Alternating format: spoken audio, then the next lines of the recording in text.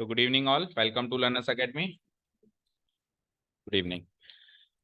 सो एक ही क्लास करी अभी तक हमने डिटर्मिनेंट्स की, लेकिन एक क्लास में ही डिटर्मिनेंट्स के एक क्लास में ही हमने डिटर्मिनेंट सॉल्व करना सीख लिया है। Basic thing we have understood about the determinant, because हम मैट्रिक्स अच्छे से जानते थे। मैट्रिक्स इंट्रोडक्शन में टाइम लगा क्योंकि वो बिल्कुल एंटायरली डिफरेंट टॉपिक था, लेकिन मैट्रिक्स से डिटर्मिनेंट आने में अपने को टाइम नहीं लगा। जस्ट यूजिंग सम प्रोसेस हमने एक किसी भी मैट्रिक्स का डिटर्मिनेंट निकालना सीखा और उसके बेसिस पर एक एक्सरसाइज भी सॉल्व कर डाली। Okay, so the second topic basically was properties. उस प्रॉपर्टीज जो सेकंड एक्सरसाइज थी, वो प्रॉपर्टीज वाली एक्सरसाइज इस साल है आपकी ओमिटेड, जैसा कि आप लोग बता रहे हैं। So it has been omitted. So ये ओमिटेड सेक्शन हम बिल्कुल लास्ट के लिए छोड़ते हैं। अगर आपको फिर लगे बाद में कि हमको पढ़ना है तो आप बाद में आ सकते हैं या फिर उसका कोई जुगाड़ बिठाएंगे। सो फर्स्ट ऑफ ऑल हम क्या करते हैं, कोर्स रिलेटेड चीजों को खत्म करते हैं। सो थर्ड एक्सरसाइज का इंट्रोडक्शन है ये, जो इस साल आपकी सेकंड एक्सरसाइज है। इस साल आपकी ये एक्सरसाइज 4.2 है, पुरानी बुक में ये 4.3 है। कुल मिला के numbering doesn't matter, topic matters. So area of a triangle is the name of the topic for today. डाल लिया आपने हेडिंग? ओके, अब बात करते हैं कि क्या चीज है। देखो बेटा, अगर हमको अगर हमको एक ट्राइंगल, अभी हम 3D में घुसे नहीं है, तो हमको एक 2D फिगर प्लेन के अंदर ही एक ट्राइंगल के 3 पॉइंट्स के, ट्राइंगल के कितने पॉइंट्स के वर्टिसेस होते हैं? 3 वर्टिसेस होते हैं। तीनों वर्टिसेस के दो दो कोऑर्डिनेट्स मिल जाएं, जैसे कि ये है एरिया ऑफ ए ट्राइंगल, यहां से शुरू होता है। मान लो let's say there is a triangle. अरे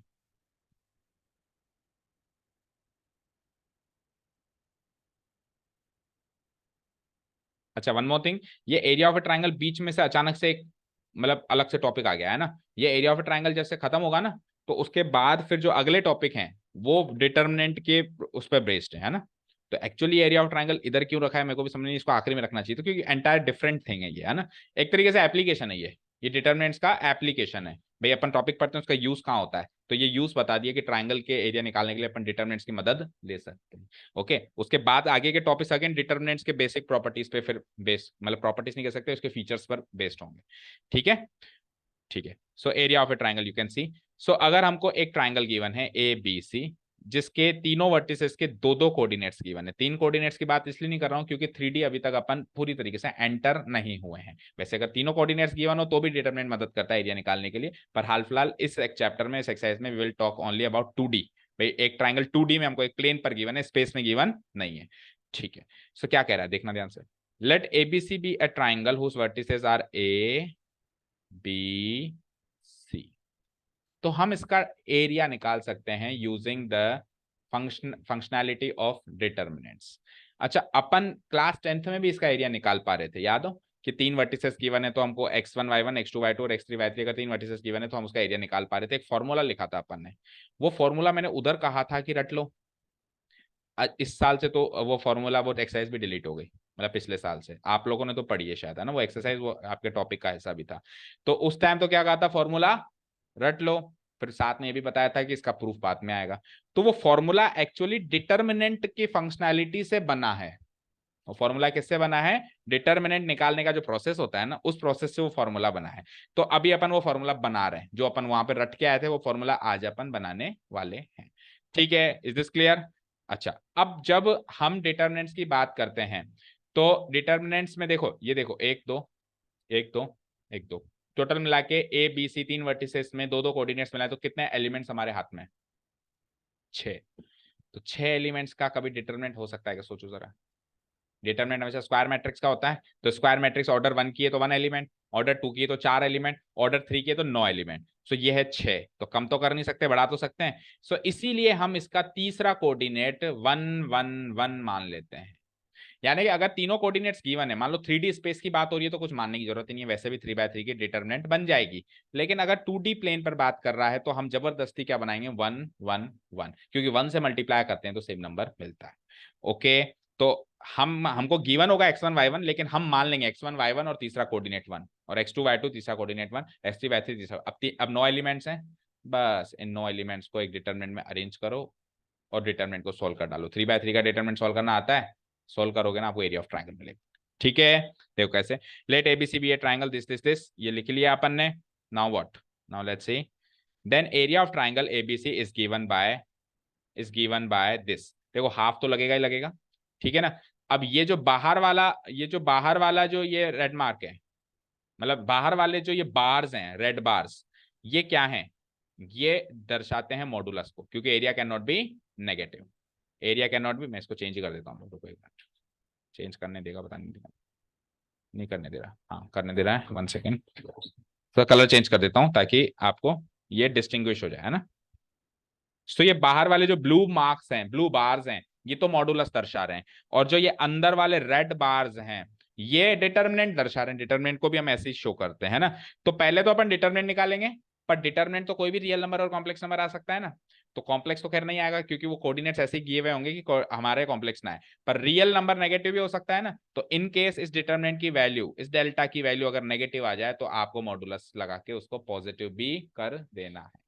क्लियर? अच्छा, x1 y1 x2 y2 x3 y3 तो गिवन था, मैंने क्या कहा, तीसरा कोऑर्डिनेट बना दो आप 1 1 1, क्योंकि we are on a 2D plane, we are not in a 3D space, तो तीसरा कोऑर्डिनेट हमने अपनी मर्जी से बना लिया। 1 ही क्यों बनाया? क्योंकि 1 से मल्टीप्लाई करते हैं तो सेम नंबर ही आता है, पर 1 इज द मल्टीप्लिकेटिव आइडेंटिटी, इसलिए अपन ने 1 बनाया। डन। अब आपको मैंने क्या कहा, किसी भी रो से या कॉलम से हम एक्सपेंड कर सकते हैं, बट हमको वो फॉर्मूला बनाना है ना, एग्जैक्ट वो फॉर्मूला, तो इसीलिए अपन ने फर्स्ट कॉलम से इसको एक्सपेंड किया। अब आपको डिटरमिनेंट एक्सपेंड करना आता है बच्चों, तो फर्स्ट कॉलम से एक्सपेंड करना, जरा आप क्या लिखोगे, x1, ये गया ये गया, क्या बचेगा, y2 into 1 y2 minus y3 into 1 y3, ऐसे ही लिखोगे।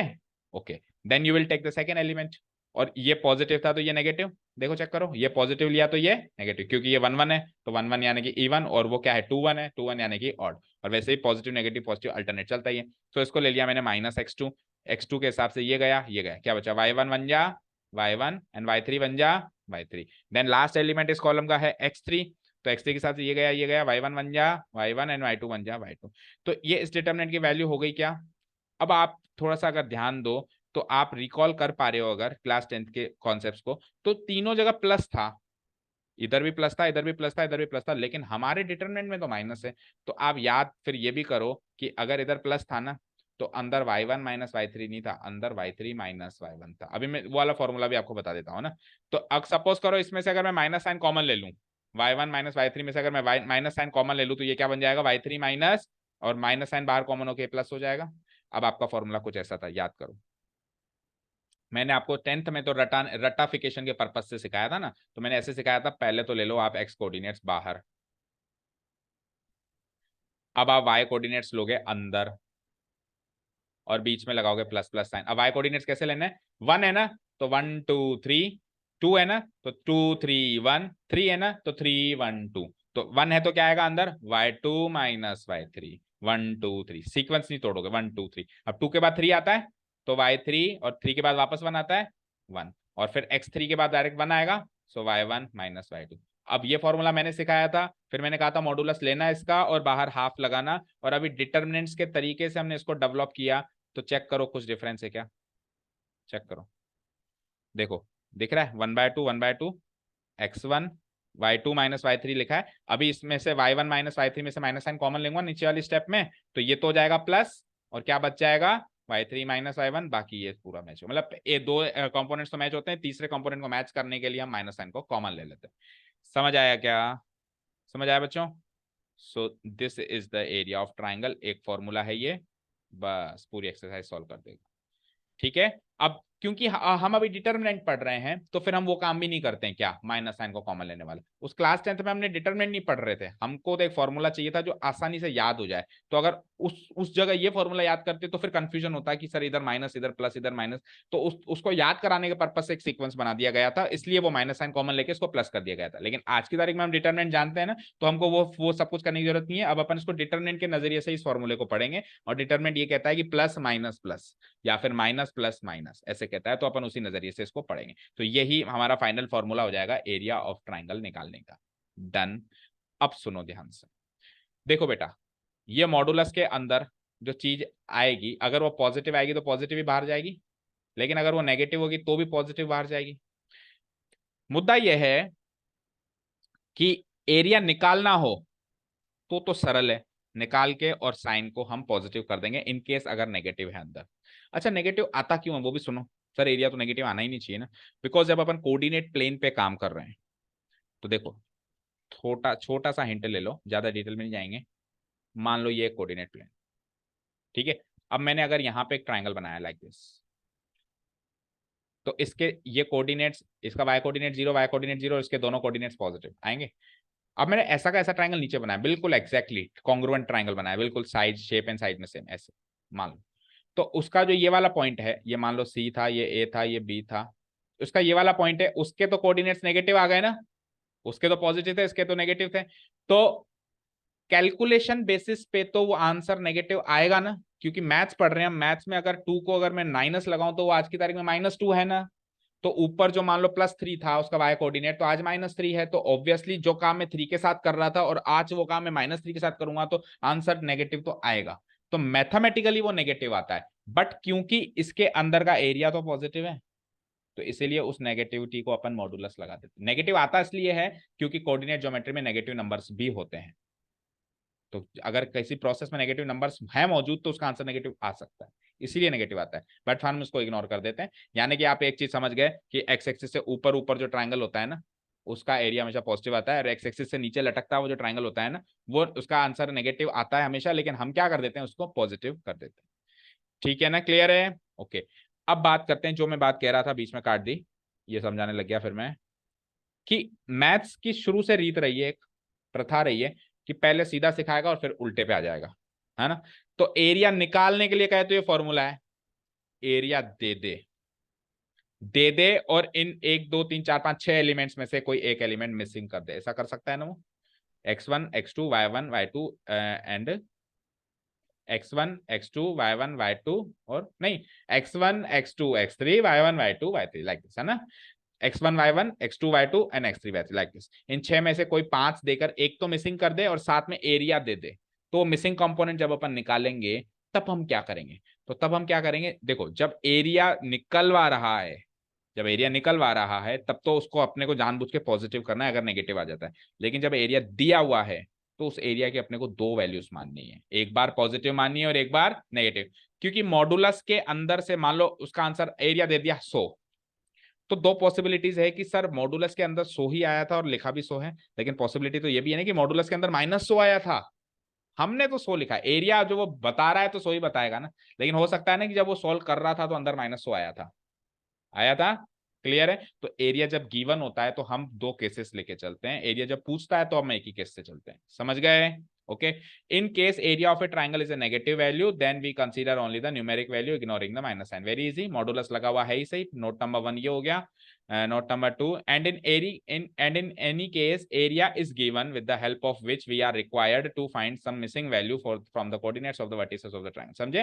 ट्राइंगल के किसी भी वर्टिसेस की कुछ कोऑर्डिनेट्स की मिसिंग वैल्यूज हमको पता करनी है और एरिया गिवन हो, then we will take area both ways, positive and negative. हालांकि आधे से ज्यादा केसेस में वो सेम ही केस बनता है, बट हमारा तो धर्म है दोनों केस बनाना, मतलब आप पॉजिटिव के हिसाब से बनाओगे और आप नेगेटिव के हिसाब से बनाओगे ना, सेम कैलकुलेशन बनेगी, 1 या 2 स्टेप में डिफरेंट होगी, फिर बाद में सेम हो जाएगी कैलकुलेशन। तो इसका मतलब नहीं सर सेम ही तो बन रही, क्यों कर रहे हो, क्योंकि हमारा काम है कि एरिया गिवन है तो बोथ वेज उसको लेना है, क्योंकि वो इधर ही नहीं आगे भी ऐसे एरिया के क्वेश्चन आएंगे, तो हम एक सिस्टम तो एक ही बांध के चले ना। तो एक सिस्टम क्या बांधेंगे कि अगर कभी भी एरिया गिवन हो और उसका आंसर फॉर्मूला से मॉडुलस से निकल के आ रहा हो तो हम उस गिवन थिंग को एक बार पॉजिटिव एक बार नेगेटिव मानेंगे। क्लियर है? ओके। नोट नंबर 1 तो ये हो गया। Note number 2 is the area of a triangle formed by 3 collinear points is equal to 0। Very easy. देखो कोलिनियर पॉइंट्स क्या होते हैं, जो एक ही लाइन पे लाया करते हैं, तो मैंने बहुत बार आपको बताई ये कॉन्सेप्ट, वापस से देख लो कि मान लो कि ये एक ट्राइंगल है ए बी सी, ए को थोड़ा सा नीचे ले आए तो अब मानते हो जो पहले एरिया था उससे कम एरिया होगा, ए को थोड़ा सा और नीचे ले आए तो थोड़ा सा और कम होगा, ए को थोड़ा सा और नीचे ले आए तो थोड़ा सा और कम होगा, ए को थोड़ा सा और नीचे ले आए तो थोड़ा सा और कम होगा, ए को इसी पे ले आए तो एरिया 0 होगा, मानते हो? तो ये अगर ए इस पे आ गया तो B A and C collinear points हो गए। सो अगर 3 कोलिनियर पॉइंट्स गिवन है हमको, तो वैसे तो वो ट्राइंगल नहीं है, वो लाइन है, बट जबरदस्ती आपको अज्यूम करा कि मानो ये ट्राइंगल है, तो फिर इस ट्राइंगल को अगर हम इसको ट्राइंगल मान रहे हैं तो इस ट्राइंगल का एरिया 0 मानना पड़ेगा। ठीक है, क्लियर है? So very easy. Note number 2 क्या है? Note number 2, the area of a triangle formed by 3 collinear points is equal to 0। Okay. अब तीसरा नोट देखो, हमको कई बार क्या कहेगा, एक स्ट्रेट लाइन की इक्वेशन फाइंड आउट करना। भाई 3 तरह के क्वेश्चन है इसमें पूरी एक्सरसाइज में, एक एरिया ऑफ ट्राइंगल का डायरेक्ट क्वेश्चन, एक ये कोलिनियर पॉइंट्स वाला क्वेश्चन और एक ये तीसरे टाइप का क्वेश्चन। हमको क्या कहेगा, एक स्ट्रेट लाइन की इक्वेशन बनाने के लिए कहेगा। स्ट्रेट लाइन की इक्वेशन कैसे बनाने के लिए कहेगा, इसके ऊपर कुछ पॉइंट्स दे देगा, इसके ऊपर कुछ पॉइंट्स दे देगा, हम क्या करेंगे उन तीनों पॉइंट्स को, उन तीनों पॉइंट्स से बनने वाले ट्रायंगल का एरिया 0 रख देंगे। उन तीनों पॉइंट से बनने वाले ट्रायंगल का एरिया क्या रख देंगे, पहले डिटरमिनेंट में अरेंज कर देंगे उसको और इक्वेट कर देंगे 0 से। जैसे हम इक्वेट करेंगे तो 0 से इक्वेट जो होती है वो इक्वेशन होती है। जैसे मान लो इधर एक्स वाई जेड है और उधर 0 है तो इक्वेशन है, तो वहां से जो चीज निकल के आएगी, जो एल्जेब्रिक एक्सप्रेशन निकल के आएगा, वही उस लाइन की इक्वेशन होगी। Very easy. For finding the equation of a straight line passing through A and B, मान लो ए और बी इन दो पॉइंट से अगर कोई लाइन पास कर रही है और अपने को इक्वेशन बनानी है, तो ए और बी तो गिवन देगा आपको, भाई 2,1 से पास कर रही है या 7,8 से पास कर रही है।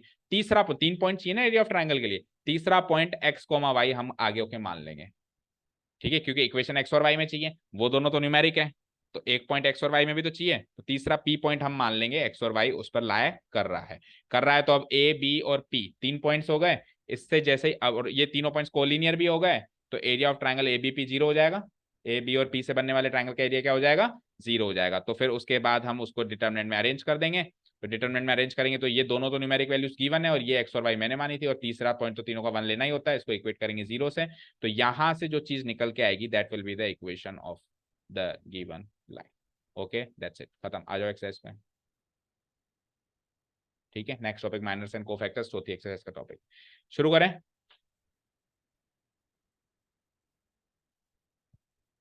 Area of A triangle, exercise number 4.3, question number 1, find the area of the triangle with vertices at the point given in each of the following। ठीक है, क्वेश्चन समझ में आया, डायरेक्ट क्वेश्चन है। हर एक क्वेश्चन में आपको तीन तीन क्या दे रखे हैं, वर्टिसेस गिवन, 3 पॉइंट्स के 6 वर्टिसेस टोटल गिवन है, वहां से आपको एरिया ऑफ ट्रायंगल। तो ये सेकंड वाला देखो, चलो या थर्ड वाला ही देख लो, सबसे डिफिकल्ट वन जो दिख रहा है, फिर first and second you can do at your homes. So हम क्या करेंगे, सबसे पहले तो हैंग हो गया,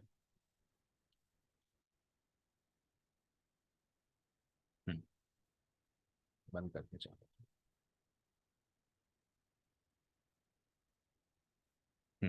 सबसे पहले तो लेट से ये थर्ड वाला क्वेश्चन उठाते हैं, तो हम इनको 3 पॉइंट्स मान लेंगे A B C. Let the 3 given points be A B and C. Let the 3 given, या फिर वर्टिसेस के दो, वर्टिसेस एंड पॉइंट्स में क्या डिफरेंस है, वर्टेक्स कोना होता है। तो पॉइंट तो कहीं भी हो सकता है प्लेन पे, जैसे स्क्रीन में देखो ये भी पॉइंट है, ये भी पॉइंट है, ये भी पॉइंट है, ये भी पॉइंट है, लेकिन अगर ये पॉइंट किसी का कोना बन रहा है तो ये वर्टेक्स है। तो हर वर्टेक्स पॉइंट है लेकिन हर पॉइंट वर्टेक्स नहीं है। तो ये तो ट्राइंगल की बात कर रहा है, तो वहां पे तो कोना होगा ना, वो दो लाइंस का इंटरसेक्टिंग पॉइंट होगा, दो साइड्स का। So let the 3 given vertices of triangle A B C B. A को मान लो -2, -3। बी को मान लो बेटा क्या 3, 2, एंड सी को मान लो क्या बेटा -1, -8। क्योंकि ये बिल्कुल डायरेक्ट क्वेश्चन है, तो डायरेक्ट क्वेश्चन में उल्टा ज्यादा डिटेल लिखनी पड़ती है ना, तो डायरेक्ट डिटेल थोड़ी सी डिटेल और डाल दो इसमें, दैट इज ये x1 y1, ये x2 y2, ये x3 y3। सो x1 की वैल्यू हो गई -2, y1 की वैल्यू हो गई -3, कॉमा कॉमा लगा दो, x2 की वैल्यू हो गई 3 एंड y2 की वैल्यू हो गई 2, कॉमा कॉमा, x3 की वैल्यू हो गई -1 एंड y3 की वैल्यू गई। थोड़ा एडवांस हो जाएंगे तो फिर ये इतनी सारी फालतू की रामायण नहीं लिखनी होती, सीधे फॉर्मूला लगाना होता है। Now area of triangle A B C is given bye,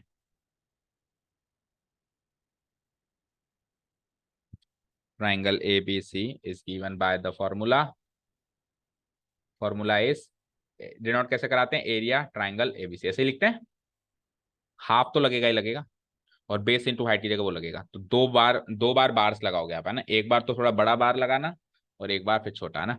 तो पहले वाले इस बार के अंदर सपोज करो एक बार और लगा दिया, इसका कलर चेंज करके लगा देते हैं, ऐसे ऐसे, ठीक है। चलो तो x1 y1 तो ऊपर अरेंज करो, -2 -3, x2 y2 नीचे अरेंज करो। अच्छा फॉर्मूला, फॉर्मूला लिखना जरूरी है, डायरेक्ट क्वेश्चन है ना, क्या फॉर्मूला है, x1 y1 1, x2 y2 1, x3 y3 1, fine. और फिर एक बार और लगेगा मॉडुलस वाला, फाइन। चलो =1/2, अब वैल्यूज पुटअप करते हैं, करें, करो। सो x1 y1 करो -2 -3 एंड देन 1, फिर x2 y2 करो 3 2 एंड 1, फिर x3 y3 करो -1 -8 1, ठीक है, इक्वल टू, या ऊपर करते हैं यहाँ पे सॉल्व इस जगह पे ना, इक्वल टू 1/2।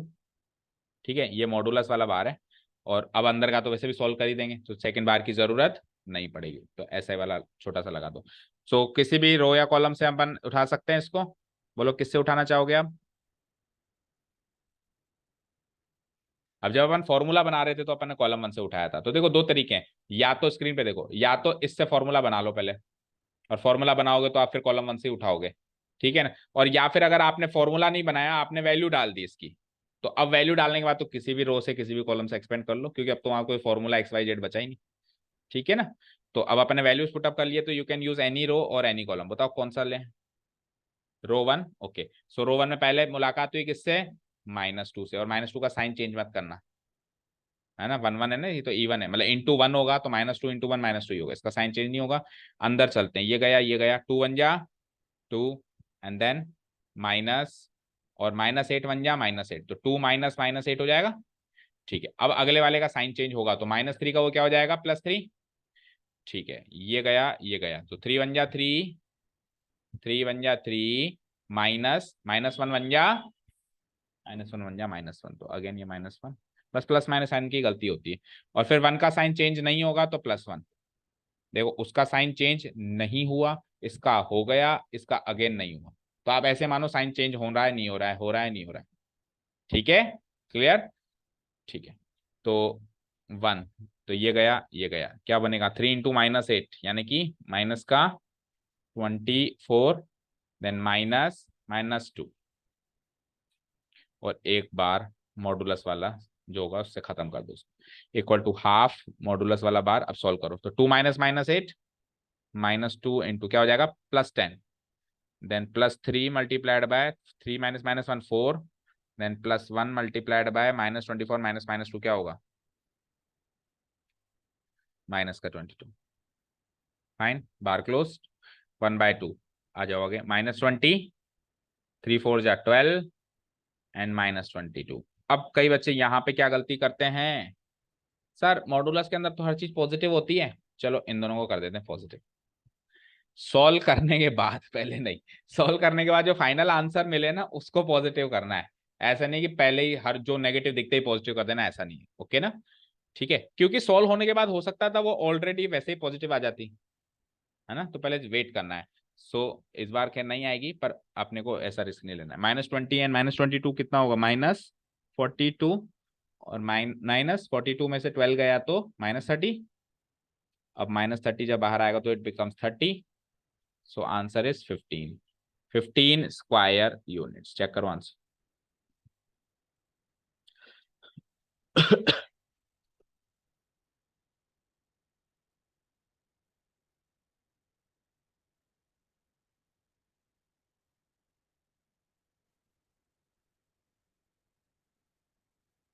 पुरानी वाली बुक है आपके पास में, तो 4.3 में से चेक करना फिर, है ना।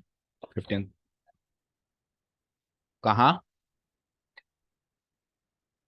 यहाँ पे +3 में, ये इसका साइन ये 1 इंटू 1 से होता है, ये इंटू -1 से होता है, और ये इंटू 1 से होता है, तो -2 इंटू 1 -2, -3 इंटू -1 +3, और 1 इंटू -1 -1। आप ऐसे देखो, जो जो नंबर रखा हुआ है उसका साइन चेंज होगा या नहीं होगा। तो जिसका सम ऑफ पोजीशन इवन आ रहा है उसका तो साइन चेंज नहीं होगा, और जिसका ऑड आ रहा है उसका हो जाएगा। तो -2 का और 1 का तो नहीं हुआ, और -3 का 3 हो गया, ठीक है। अभी क्लियर कर दूं डिलीट? हो जाएंगे बचे हुए 2 क्वेश्चंस। ओके, चलते नेक्स्ट। फर्स्ट के बाद सेकंड क्वेश्चन क्या है? अब डिफरेंट डिफरेंट कैटेगरीज के क्वेश्चन आएंगे। Show that this points are collinear. आ गया कोलिनियरिटी ऑफ 3 पॉइंट्स। तो हमको क्या करना है, अगर शो करना है कि ये पॉइंट्स कोलिनियर हैं, तो हम क्या मान लेंगे, इनसे बनने वाले ट्राइंगल का डिटर्मिनेंट क्या मान लेंगे, मतलब एरिया क्या मान लेंगे? 0 मान लेंगे, ठीक है, डन। सो लेट्स से ये these are the given points, तो पहले लिख दूंगा here the 3 given points are this this this, ठीक है ना, लिख दिया। उसके बाद अपन इनको एक ट्राइंगल मानते हैं ना। Considering the points A, B and C, A, B and C as the vertices of a triangle, as the vertices of a triangle, इनको एक ट्राइंगल के वर्टिसेस कंसीडर करते हुए we will find area triangle ABC। We will find what, area triangle ABC. चलो निकालें। Okay, so half determinant modulus फिर अंदर determinant, ठीक है ना, मॉडुलस फिर अंदर डिटर्मिनेंट। ठीक है, आ जाओ। सो सबसे पहले ए के कोऑर्डिनेट्स क्या है, ए और बी प्लस सी, तो ए यहाँ पर और बी प्लस सी यहाँ पर और आखिरी में 1। ठीक है, बी के बोलो बी और C plus A and then 1, and फिर सी के बोलो C A plus B and then 1। ये डिटर्मिनेंट क्लोज एंड देन उसके बाद ये मॉडुलस क्लोज। और वैसे अगर अंदर की वैल्यूज है ना ऐसे एक्सप्रेशन में दिखाई दे एबीसी, तो फिर अपन मॉडुलस का रोल वहां पे निल मानते हैं, क्योंकि हमको एबीसी पता ही नहीं है, तो हमको पता ही नहीं चलेगा कि नेगेटिव आंसर देगा या पॉजिटिव। तो जिस फॉर्म में होगा उसी फॉर्म में मैं लिख दूंगा। मैं इसको पॉजिटिव करूं कैसे, मुझे क्या पता कि वो नेगेटिव है। तो उस वो जिस फॉर्म में उसी में मान ले। तो ये इस वाले पोजीशन में ये बाहर वाले बार्स का कोई खास रोल नहीं है। ठीक है, क्लियर। बट क्योंकि हम इसको इक्वेट करेंगे जीरो से, क्योंकि हम इसको इक्वेट करेंगे जीरो से, तो मॉडुलस में मॉडुलस जीरो का मॉडुलस भी तो जीरो ही होता है। समझ गया ना। ऐसे मानो कि मॉडुलस शिफ्ट कर दिया मैंने वहां पे, है ना, मॉडुलस एलएचएस से आरएचएस में शिफ्ट कर सकते हैं ना, कर सकते हैं। तो जैसे मैंने वहां पे शिफ्ट किया तो वहां पे भी जीरो का मॉडुलस क्या हो गया, जीरो हो गया। तो कुल मिला के मॉडुलस का इफेक्ट नील हो गया। ओके, नाउ व्हाट, अब इसका डिटरमिनेंट निकालना है अपने को। अब आपने प्रॉपर्टीज पढ़ी नहीं, नहीं तो प्रॉपर्टीज अगर पढ़ते ना तो आप एक झटके में कह सकते हो कि इसका आंसर जीरो है, मतलब इस डिटरमिनेंट का आंसर जीरो है। क्योंकि प्रॉपर्टी होती है एक डिटरमिनेंट की क्या, कि हम दो जो ये किसी भी दो रोज को जोड़ ये सॉरी हाँ, हम क्या कर सकते हैं, किसी भी एक रो या एक कॉलम के बेसिस पे डिटरमिनेंट को स्प्लिट कर सकते हैं। क्या कर सकते हैं, स्प्लिट। कैसे, देखो, हम इससे दो डिटरमिनेंट कौन कौन से बना सकते हैं। पहले तो आप डिसाइड करो आप किसको स्प्लिट करोगे। मैंने कहा कि सर ये कॉलम बराबर दिख रहा है, इसको स्प्लिट करूंगा। तो अगर कॉलम 2 को अगर आप स्प्लिट करोगे तो कॉलम 1 एंड 3 को एज इट इज लिख देंगे, छेड़ेंगे ही नहीं, एबीसी 1 1 1। इसमें भी और दूसरे डिटरमिनेंट में भी छेड़ेंगे ही नहीं, एबीसी 1 1 1। और अब इसको स्प्लिट कर देंगे, जैसे बी प्लस सी प्लस ए और ए प्लस बी है ना, तो बी सी ए तो लिख दूंगा यहां और सी ए बी लिख दूंगा यहां। क्लियर है। इस तरीके से अपन इसको स्प्लिट कर सकते हैं। बट इस वाली प्रॉपर्टी से हुआ नहीं है, हालांकि ये प्रॉपर्टी लग सकती है बट इस वाली प्रॉपर्टी से ये इस काम नहीं दिया। तो सेकंड प्रॉपर्टी सुनो, हम क्या कर सकते हैं, किसी डिटर्मिनेंट में दो रोज को जोड़कर किसी भी एक रो की जगह डाल सकते हैं। दो रोज को जोड़कर क्या कर सकते हैं, किसी भी एक जगह डाल सकते हैं। तो देखो मैं क्या कर रहा हूं, इन दो दो रोज या दो कॉलम्स, जो भी चीज रोज पे चल रही हो कॉलम से, तो मैं क्या कर रहा हूं, इन दोनों कॉलम्स को ऐड करके या तो कॉलम 1 में लिख देता हूँ या कॉलम 2 में, जहां भी इच्छा है वहां लिख दो। तो बोलो कहां लिखूं, बोलो कहां लिखूं 1/2 मॉडुलस। तो लेट से मैं बीच में डाल देता हूं उसको ना, तो ABC as it is, ABC, एक मिनट पहले डिटरमिनेंट का साइन भी लगेगा, ABC as it is 1 1 1 as it is. और A plus B plus C आ जाएगा बीच में, इन दोनों का सम बीच में, B plus C plus A आ जाएगा बीच में, और इधर क्या आ जाएगा, C plus A plus B आ जाएगा। बोलो समझ आया।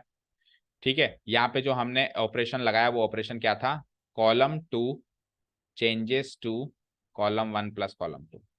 ऐसा लिखना होता है जब हम प्रॉपर्टीज लगाते हैं कि कॉलम 2 को हमने चेंज करके क्या लिख दिया, कॉलम 1 और कॉलम 2 के सम के रूप में लिख दिया। इस तरीके से लिखते हैं। ठीक है, अब फिर एक प्रॉपर्टी तो ये लग गई। अब दूसरी प्रॉपर्टी पता है क्या लगती है, कि अगर पर्टिकुलरली किसी भी एक रो से कोई चीज कॉमन आ रही है तो उसको डिटरमिनेंट से एज इट इज कॉमन निकाल सकते हैं, या पर्टिकुलरली किसी एक कॉलम से या रो से कोई भी एक एलिमेंट कॉमन आ रहा है तो उसको अपन बाहर निकाल सकते हैं। मैट्रिक्स में क्या होता था, हर एक एलिमेंट में से कॉमन चाहिए होता था, लेकिन इसमें पर्टिकुलर एक रो से और एक डिटरमिनेंट से, एक रो से और एक कॉलम से एक एलिमेंट कॉमन लिया जा सकता है। तो आप देखो कॉलम 2 में सब में ए प्लस बी प्लस सी है, तो कॉलम 2 में से ए प्लस बी प्लस सी बाहर आ जाएगा। सो इसको मैं कैसे लिख दूंगा, अगेन नेक्स्ट स्टेप में 1/2, ये लेट से ए प्लस बी प्लस सी तो आ गया बाहर, 1/2 इंटू ए प्लस बी प्लस सी, ये तो आ गया बाहर। तो अंदर क्या बचा, ए बी सी 1 1 1, और ए प्लस बी प्लस सी में से ए प्लस बी प्लस सी कॉमन आया तो 1 1 1 इधर भी बच गया। अब ये दो प्रॉपर्टी यूज कर ली। पहली प्रॉपर्टी क्या यूज करी, कि कॉलम 2 में मैंने दोनों का जोड़ लिख दिया। प्रॉपर्टी नंबर 2 क्या यूज करी मैंने, कि मैंने एक कॉलम में से एलिमेंट कॉमन ले लिया, तो उसकी जगह 1 1 1 बच गया। मैट्रिक्स में एक कॉलम से नहीं ले सकते, मैट्रिक्स में पूरे नो के नो एलिमेंट्स में से लेना पड़ता है, डिटरमिनेंट में से एक कॉलम या एक रो से ले सकते हैं। अब प्रॉपर्टी नंबर 3 क्या कहती है, कि एक डिटरमिनेंट की कोई भी दो रो या कोई भी दो कॉलम आइडेंटिकल है तो उस डिटरमिनेंट की वैल्यू 0 है। तो यहाँ पे दो कॉलम की वैल्यू, दो कॉलम आइडेंटिकल हो गए, कॉलम 2 एंड कॉलम 3 आइडेंटिकल हो गए, हम शक्ल प्रॉपर्टी बोलते थे इसको पुराने जमाने में, अब तो है ही नहीं आपके, है ना। हम शक्ल, दो कॉलम्स हम शक्ल हैं बिल्कुल एक दूसरे के, सो इस क्वांटिटी की वैल्यू क्या हो जाएगी, 0 हो जाएगी। पर अनफॉर्चुनेटली ये सब हम इस साल यूज नहीं कर सकते, प्रॉपर्टीज पढ़ ही नहीं रहे हैं, तो हमको तो सॉल्व करना है जैसे डिटरमिनेंट सॉल्व होता है, कोई भी एक्सपेंड करना है रो 1 के अलोंग या कॉलम 1 के अलोंग, इस तरीके से करें, हटा दूं ये सब। ठीक है, वैसे अगर आप प्रॉपर्टीज पढ़ते हैं ना तो एक्साइटिंग होती है, इंटरेस्टिंग होती है प्रॉपर्टीज, ठीक है ना, क्वेश्चन लेकिन अच्छा बनता है फिर उनमें। फिर प्रॉब्लम ये है कि फिर वो अगर अच्छी वाली, अगर उसने सोच ली बहुत तगड़ी वाली प्रॉपर्टी लगा के, तो सॉल्व नहीं हो पाता है कई बार। तो वेटेज पॉइंट मतलब मार्किंग पॉइंट ऑफ व्यू से देखें, तो स्कोरिंग पॉइंट ऑफ व्यू से तो आपके लिए अच्छा हुआ, बट प्रॉपर्टीज पढ़ते तो ज्यादा अच्छा, आपको अंदर से फील अच्छा होता, वो वाली बात है। ठीक है चलो, एनीवेज, तो बोलो अभी अपन क्या करें इसको, किसके अलोंग एक्सपेंड करूं, कॉलम 1 के अकाउंट अलोंग कर दूं, बोलो। तो ए तो पॉजिटिव, ये गया ये गया, क्या हो जाएगा बोलो, बोलते जाओ। सी प्लस ए माइनस बी लिख दूं शॉर्ट में, साइन चेंज हो जाएगा। देन बी को क्या लिखूंगा मैं, माइनस बी, बी को, बी का साइन चेंज करेंगे, ए का नहीं किया तो बी का करेंगे, बी को जब साइन चेंज करेंगे तो बी के हिसाब से ये गया ये गया, B plus C minus A plus B, B plus C minus B sorry, and then फिर सी का साइन भी चेंज नहीं करेंगे, तो ये गया ये गया, बी प्लस सी माइनस सी माइनस है ना, बी प्लस सी माइनस ए, फाइन। कुछ इस तरीके से मॉडुलस क्लोज, आगे चलते हैं 1/2, ए मल्टीप्लाइड बाई क्या हुआ चेक करो, तो ए माइनस ए गया तो C minus B, then minus B multiplied by, यहाँ पे क्या गया, बी माइनस बी गया तो C minus A, then plus C multiplied by, इधर क्या गया, इधर भी कुछ गया होगा, कुछ गलत लिखा है मैंने, सी के हिसाब से बी प्लस सी माइनस सी, यहाँ सी आएगा ना, तो सी माइनस सी गया तो बी माइनस ए, ठीक है। अब इसको आपस में और मल्टीप्लाई करो, यहाँ कर देता हूँ, equal to 1/2 A into C A C, A into minus A B, then minus B into C minus B into minus A plus A B, and then C into B plus B C, and C into minus A minus A C. देखो सारा सब कुछ खत्म हो गया होगा, ए सी minus A C खत्म, minus A B से प्लस ए बी खत्म, एंड माइनस बी से प्लस बी सी खत्म, it is like 1/2 modulus 0 and modulus 0 is 0, so 1/2 into 0 equal to 0। So ये तो मैंने जबरदस्ती ट्राइंगल बना के उसका एरिया निकाला, और एरिया क्या निकला, 0 निकला, तो मैं क्लोजिंग स्टेटमेंट कंक्लूडिंग स्टेटमेंट लिखूंगा, here here area triangle ABC has come out to be what, 0, so we can conclude that, so we can say that points A, B and C are collinear, points A, B and C are done, इस तरीके से, और नीचे show करना था तो proved लिख देंगे। एनी डाउट्स, नो, चलें नेक्स्ट क्वेश्चन पे, थर्ड क्वेश्चन कर दूं डिलीट, क्वेश्चन नंबर थर्ड क्या है चेक करते हैं। थर्ड कहता है, ये लो आ गया मिसिंग क्वांटिटी, अब एरिया दे दिया और कुछ क्वांटिटी मिसिंग, जैसे पहले वर्टेक्स का पहला कोऑर्डिनेट मिसिंग कर दिया, ओके। सो k,0 4,0 एंड 0,2, दो ही तरह के क्वेश्चन बचते हैं इसके बाद, फिर एक तो वैसे भी मल्टीपल चॉइस है। देखा जाए तो थर्ड एंड फिफ्थ सेम है ना, एरिया दे रखा है और के मिसिंग है, तो थर्ड का फर्स्ट पार्ट करा देता हूँ, सेकंड कर लेना, एंड फिफ्थ करवा देता हूँ, फिर एक ही टाइप का क्वेश्चन बचता है। चलो, तो अगर एरिया दे रखा है तो हमको तो कुछ नहीं है, एरिया जो दे रखा है वो मान लेना भाई वो एरिया है, और मिसिंग पार्ट निकाल लेना।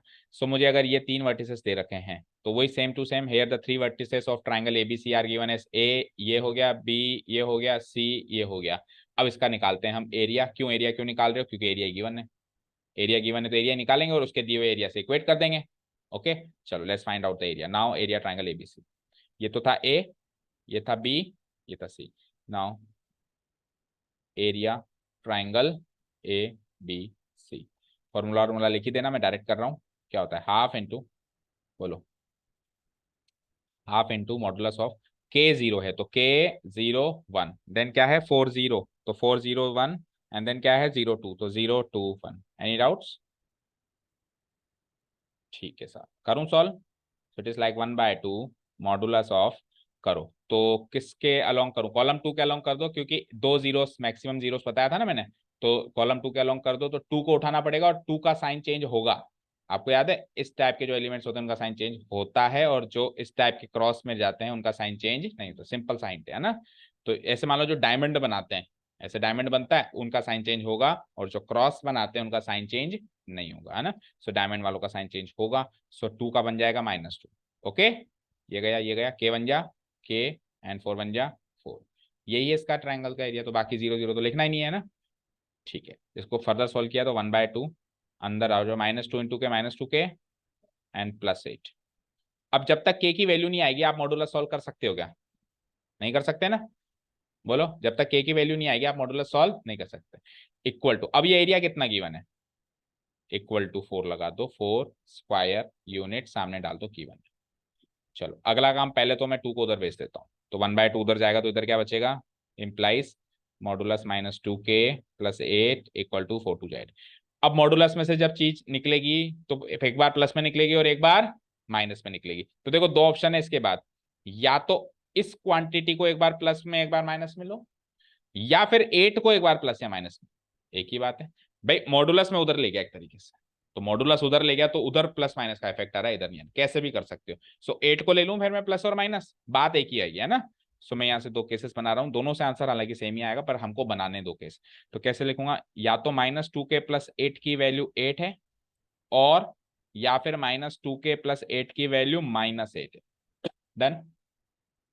सो यहाँ से 8 और 8 कट गया तो -2k की वैल्यू 0, और यहां से कटा नहीं, लेकिन क्या हो गया, या तो अलग अलग वैल्यूज आ रही है। ओके फाइन, देखते हैं। -8 -8, सो -8 -8 -16। सो के की वैल्यू यहां से तो आई 0, और वहां से आई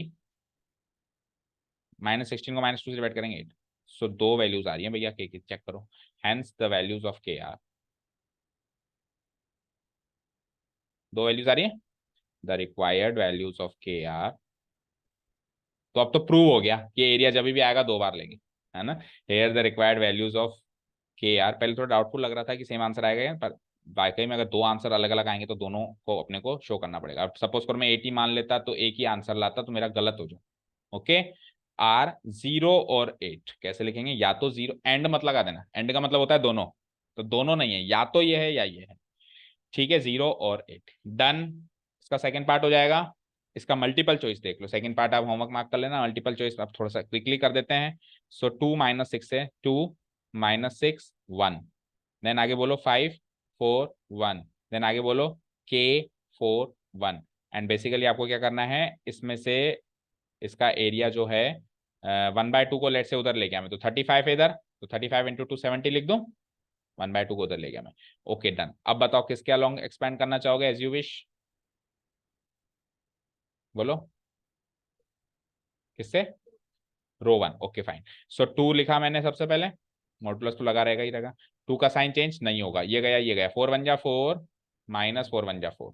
ठीक है, अब -6 का साइन चेंज होगा क्योंकि -1 से मल्टीप्लाई होगा, तो +6, ये गया 5 बन जा 5, -k बन जा k, देन 1 का साइन चेंज नहीं होगा, एंड देन 5 4 जा 20 एंड 4k डन, इक्वल टू व्हाट 70। पहले अंदर से अंदर सोल्व कर दो, तो ये तो 0 हो गया, इसको छोड़ दो। 5 - के 6 5 जा 30 एंड 6k, then +20 -4k equal to what 70। So 30 + 20 is 50, -6k -4k is -10k का मॉडुलस इक्वल टू 70। बना दूं दो केस।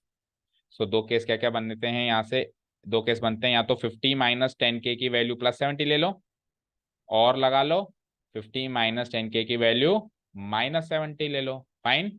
सो यहाँ से -10k की वैल्यू हो जाती है 70 - 50 यानी कि 20, और यहाँ से -10k की वैल्यू हो जाती है -70 - 50 यानी कि -120।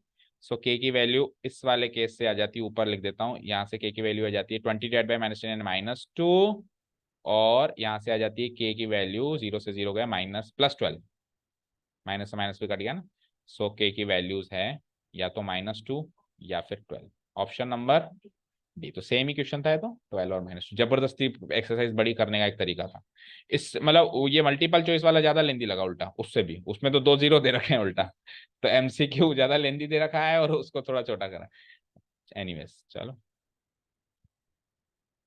Question number 4। क्वेश्चन नंबर 4 देखो, अब इक्वेशन बनानी है तो एक आखिरी एप्लीकेशन है। दो तीन एप्लीकेशन है एरिया ऑफ ट्रायंगल वाले कॉन्सेप्ट के। एक आखिरी एप्लीकेशन है कि आप एक लाइन की इक्वेशन बना सकते हो अगर वो लाइन जिन दो पॉइंट से गुजर रही है वो गिवन। दो पॉइंट्स मिनिमम दो चाहिए, ठीक है ना, ज्यादा दे तो बढ़िया बात है, लेकिन मिनिमम क्या चाहिए तो।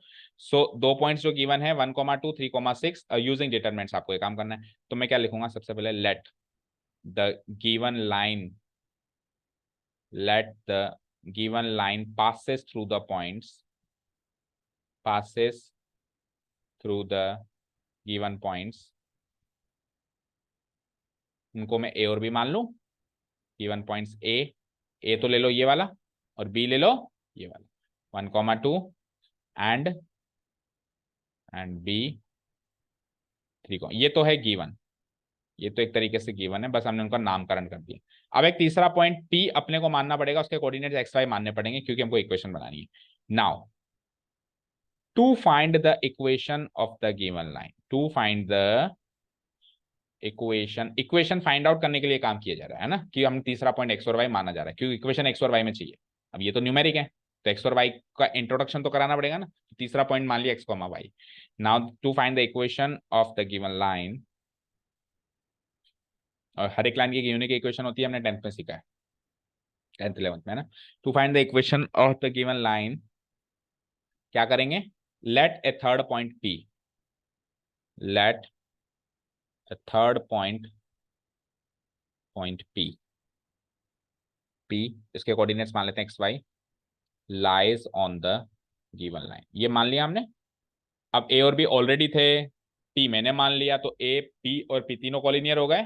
सो सो नाउ पॉइंट्स ए जिसके कोऑर्डिनेट्स है 1,2, बी जिसके कोऑर्डिनेट्स है 3,6 एंड पी जिसके कोऑर्डिनेट्स है x Y are collinear, yes और नो। सो अगर तीन पॉइंट्स कोलिनियर हैं तो उनसे बनने वाले ट्रायंगल का एरिया क्या हो जाता है, 0। So we can say that area triangle A B P not C equal to 0। So इसको, इस इक्वेशन को आप एक्सपैंड कर दो, आपको इक्वेशन मिल जाएगी। करें तो देखो, जब अपन इस कॉन्सेप्ट को करते हैं तो एक्चुअली 1/2 लिखने की भी जरूरत नहीं होती, क्योंकि 0 है तो 1/2 इक्वल टू 0 हो जाएगा। चाहो तो लिखो, चाहो तो आप छोड़ भी सकते हो, या तो एक काम करो पहले स्टेप में लिख लो, अगले स्टेप से गायब कर देना, क्योंकि मान लिया जाएगा उधर जाके 0 हो गया ना। सो 1/2 मॉडुलस।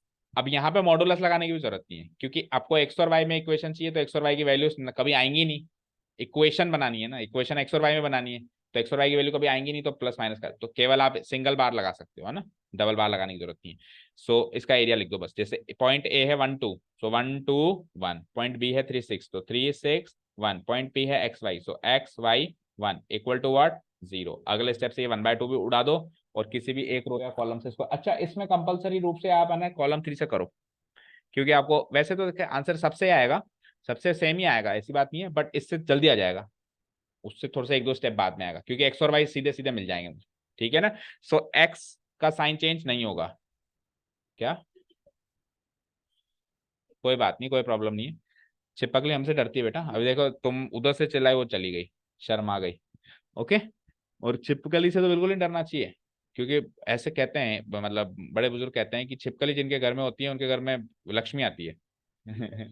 हाँ, हाँ ना, छिपकली लक्ष्मी का प्रतीक होती है, ठीक है ना। चलो देखो, तो एक्स वाई 1, सो एक्स लिख दूंगा मैं, है ना, एक्स का साइन चेंज नहीं करेंगे, ये गया ये गया, 2 -6 1 6, वाई का साइन चेंज करेंगे, तो वाई के साथ ये गया ये गया, 1 3 3, देन फिर 1 का साइन चेंज नहीं करेंगे, इसके हिसाब से ये गया ये गया, 6 3 2 6 equal to 0। So constant term नहीं है शायद, नहीं है शायद, देखो चलो, 2 -6 is -4, सो -4x, ये हो जाएगा -2 इंटू -y +2y, एंड ये 6 -6 0, तो इक्वल टू 0, ठीक है। 2 से और काट दो, सिंप्लीफाइड फॉर्म में लिखें तो -2x + y equal to 0 is the required equation of the given line.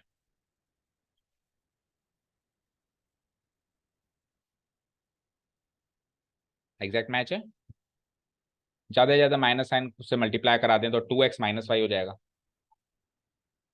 y equal to 2x, okay. तो 2x को उधर ले जाओ, so y equal to 2x, y equal to 2x is the required equation of the given line.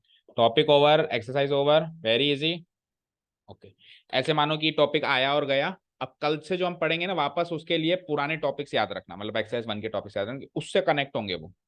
Determinant निकालने का फिर से formula तैयार करेंगे। बना लिया, फिर वापस बनाएंगे। हाँ बोलो। स्ट्रेट लाइन, हाँ कोई दिक्कत नहीं है। Is the required equation of the given straight line. हाँ, of the straight line. Grammatical mistakes नहीं निकालते मैथ्स में, है ना। ना हमको निकालनी है ना वो निकालेगा, डोंट वरी, है ना। बस जो हम कहना चाहते हैं वो सामने को समझ आ जाए। ओके, चलिए, thank you so much for listening to us, have a nice day, keep learning and bye.